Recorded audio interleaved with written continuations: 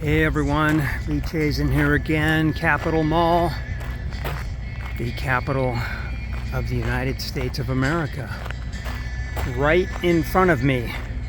And I have to say something here, which is that no matter how many times you come here, you can't help but feel the power and the energy of this city and of all the potential in this town.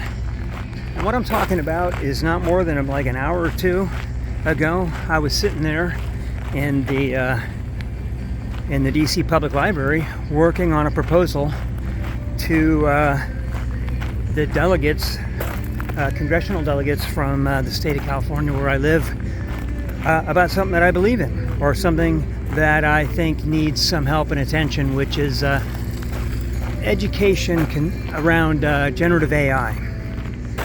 And are we doing everything necessary? Are we doing everything necessary to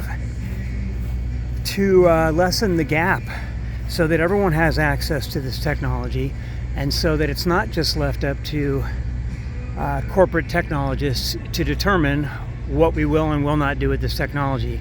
In other words, is it for the people? And can solo entrepreneurs such as myself have opportunities to show not just the software engineers, but to show people who are creatives and thought leaders and thinkers and professors, writers, teachers, poets, musicians, know that they also have access to this tool and that it can be very helpful?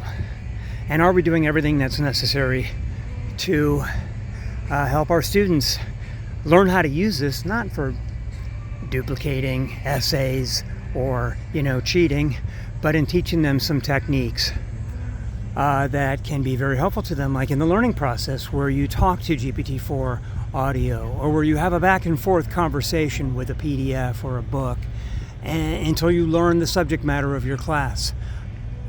Do members of Congress know, for example, that using, there's all the different demographic groups, let's just call them mimetic tribes, groups that exist throughout the landscape here in America, who have different ideas and thoughts and philosophies, and they've kind of gathered together around some key words and a phrase and a meme.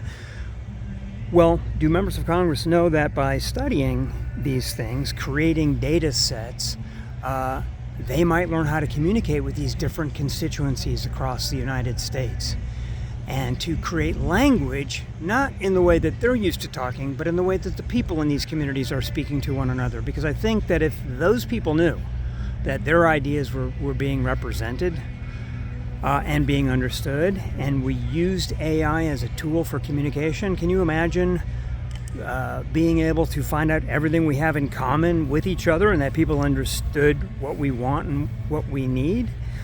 There's just all kinds of things that can happen with this technology. So I did write this letter earlier today. I'm hoping that I will be able to get a meeting sometime this week or maybe next week. And if so, that could be very exciting. I'm just thankful for the opportunity, and being in this city just reminds me that you do have access to government. You do have access to the leaders, and you can propose a meeting. And if you don't like the way something is going, or you think something needs to change, you can speak up and say something. This isn't just something that I used to say in my government classes many years ago. It's something that it turns out I still believe in. Thanks for your time, and I'll be in touch.